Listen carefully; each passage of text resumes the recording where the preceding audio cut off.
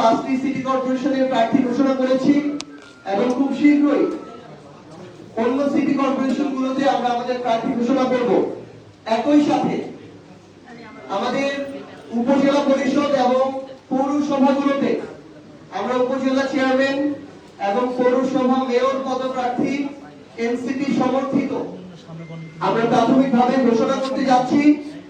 কারণ আমরা মনে করি যে নির্বাচনের পূর্বে জোটগতভাবে নির্বাচন হবে নাকি এককভাবে হবে সেই সিদ্ধান্ত তখন হবে, কিন্তু রাজনৈতিক দল হিসেবে সেই দল স্বপ্ন দেখে যে 2036 সালের মধ্যে জনগণের প্রতিনিধিত্ব করে সংসদে সরকারি দল হিসেবে তারা প্রতিনিধিত্ব করবে। সেই দল জোটের আশায় জোট হবে কিনা এই দ্বিধা নিয়ে বসে থাকতে পারে না।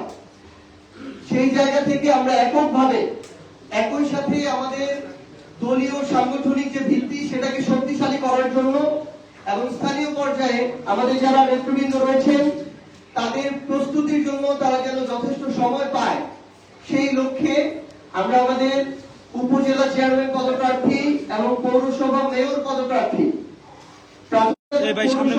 আমাদের কাছে এই মুহূর্তে মোট 500টি উপজেলা এবং 330টি পৌরসভা 830টি ইউনিট থেকে প্রথম ধাপে যেন নাম প্রকাশিত হয় এই জন্য হাজারের অধিক অ্যাপ্লিকেশন জমা করেছিল।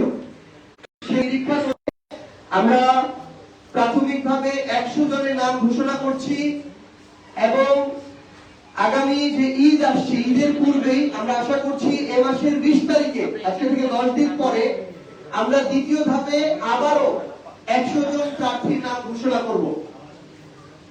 তো আমাদের এই নাম ঘোষণা প্রক্রিয়া চলতে থাকবে।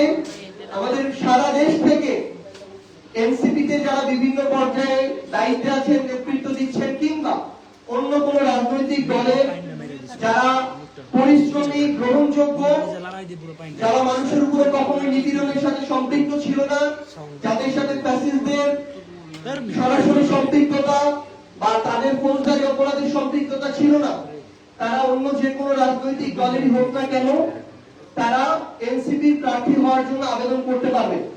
আমরা সার্বিকভাবে যাচাই বাছাই করে সিদ্ধান্ত নিয়ে অন্য কোন রাজনৈতিক দল থেকেও যদি কেউ আসতে চায় আমরা তাদেরকেও সুযোগ দেওয়ার সর্বোচ্চ চেষ্টা করব। তো আমরা প্রথম ধাপে আজকে 100 জন এনসিপি সমর্থিত উপজেলা চেয়ারম্যান পদপ্রার্থী এবং পৌরসভা মেয়র পদপ্রার্থী আমরা ঘোষণা করছি। আমার সাথে জাতীয় নাগরিক পার্টি এনসিপি স্থানীয় নির্বাচন পরিচালনা কমিটির সম্মানিত সদস্যবৃন্দ